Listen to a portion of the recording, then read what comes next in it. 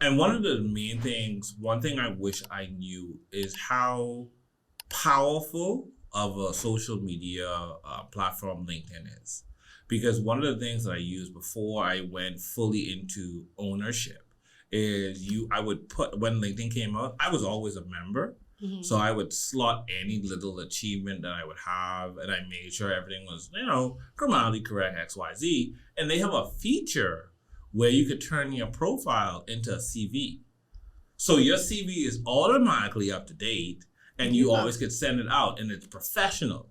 That's very convenient. It's very, very convenient. And I think it's so underutilized, because when you see so many young people struggling with email and cover letter creation and not realizing that also with that particular service and LinkedIn is that, and I wish I knew this earlier, that they have a lot of courses or free courses that you could do and you could build up skills. So if you are obviously computer literate, Microsoft skills, leadership courses, any little thing, you can add that as a skill. And when you upload it to your CV, you have all these things that are vetted by a respected social media platform that is business centric.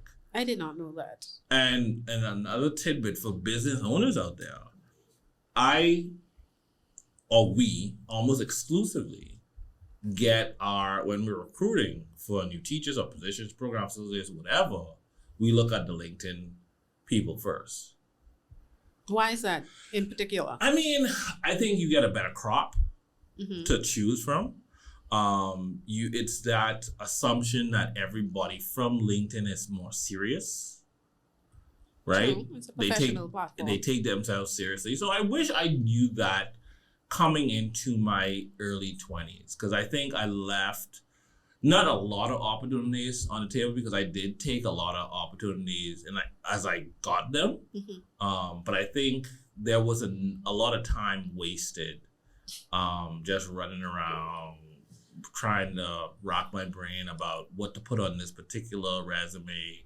How do I customize this resume so I don't look too good for this job, so I could just get it? Because, one of the main things here is that you don't want to look too overqualified, especially when you just looking for something to do. You know what I mean? I feel like that's such a crock, because regardless of you being overqualified, if you're qualified to do the job, you're just qualified to do the job. Why would you tell me I'm overqualified? Oh, I'm sorry, you can't get the job. The overqualified thing is a crock of shit, because one of the things that they're trying to say is, I don't have a lot of money to pay you. And maybe it may be a respectful thing, like, I'm not even going to try and waste your time. Because I only have minimum wage to offer, and obviously, but the people who have the bachelor's degree, now they don't even respect themselves. I've literally had 4 or 5 young people, I talk about like early 20s, that have attained their bachelor's degree during the interview process. And I asked a lot of people, point blank, because I don't like to cut corners, what do you want to make? Right? I want to hear what you value yourself as, regardless of what I could offer. Right?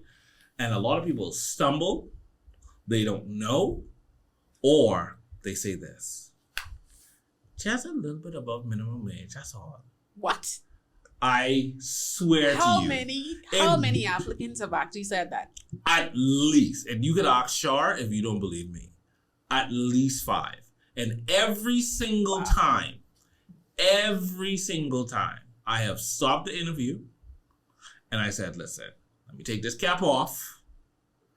I do not ever want to hear, even if I didn't hire them, and none of the people that I've hired that are with us now said that to me. No. Okay.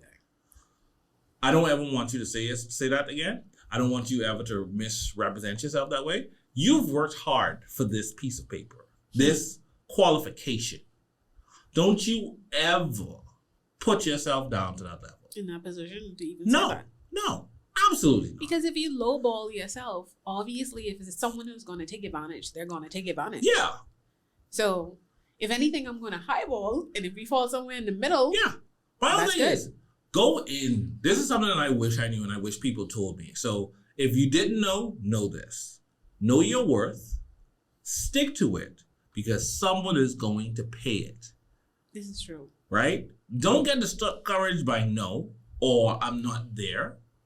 Even if you know your worth and you're willing to negotiate to say meet in the middle, or hey, I could start here, but within a particular period of time, let's revisit here. Or can we have this here as a net? And based on how I perform, can we make this up with some sort of commission or bonus to bring me here?